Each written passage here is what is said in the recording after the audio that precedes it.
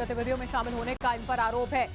मोदी सरकार का ये बड़ा एक्शन, यासीन मलिक के संगठन पर बैन लगाया गया है। जेकेएलएफ पर अगले 5 सालों के लिए ये बैन बढ़ा दिया गया। 4 संगठनों पर इसके अलावा बैन लगाया गया है।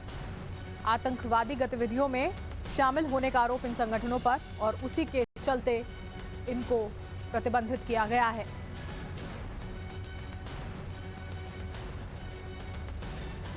साहिल हमारे साथ, हमारे सहयोगी जुड़ चुके हैं, उनका रुख कर लेते हैं। साहिल, आतंकवाद में शामिल होने, ये जो तमाम गतिविधियां थी, इनका समर्थन करने का पूरा आरोप और 4 ऐसे संगठन जिन पर बैन।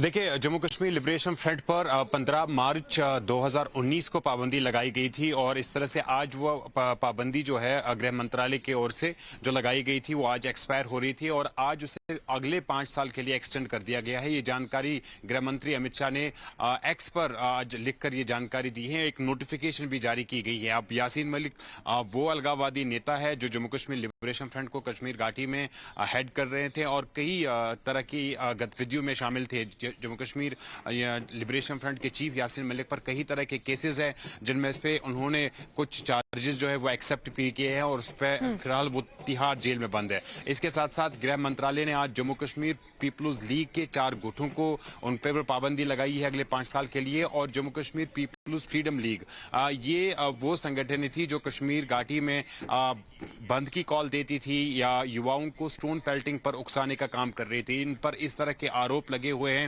जो नोटिफिकेशन जारी की गई है उसमें भी इस तरह के जो चार्जेस है उनका जिक्र किया गया है। इससे पहले जमात इस्लामी और बाकी जो ऑर्गेनाइजेशंस है उन पर भी गृह मंत्रालय ने इस तरह का बैन लगा दिया है, और ये आज जो है बड़ी कार्रवाई केंद्र की तरफ से, गृह मंत्रालय की तरफ से, जो अलगाववादी नेताओं की तरफ से पार्टियां यहाँ पे खड़ी की गई थी, संगठन खड़ी की गई थी, उन संगठनों पर सरकार इस बात को लेकर लगातार प्रतिबद्ध नजर आती रही। गृह मंत्री की ओर से बात कही गई कि अगर देश की सुरक्षा को लेकर इस तरह से खिलवाड़ किया जाएगा तो सरकार एक्शन लेगी, और उसी कड़ी में एक के बाद एक इस तरह के एक्शन लगातार देखने को मिले हैं। साहिल,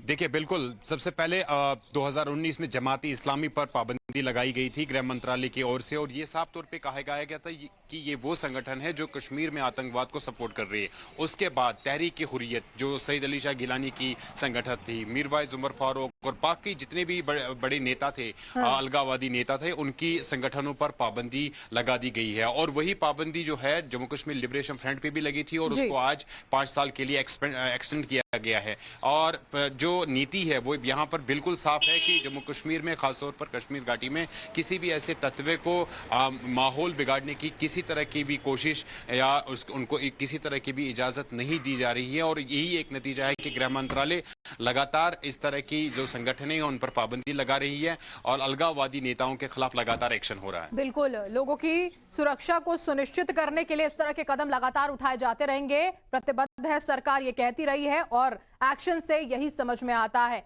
बहुत शुक्रिया हमारे साथ जुड़ने के लिए साहिल। इसी बीच में ये 4 तस्वीरें हम आपको दिखा रहे हैं। मोदी सरकार का ये बड़ा एक्शन जो है वो देखने को मिला है। जेकेएलएफ पर 5 साल के लिए बैन बढ़ाया गया। वो बैन जो आज खत्म हो रहा था, अब उसको 5 सालों के लिए और बढ़ा दिया गया है।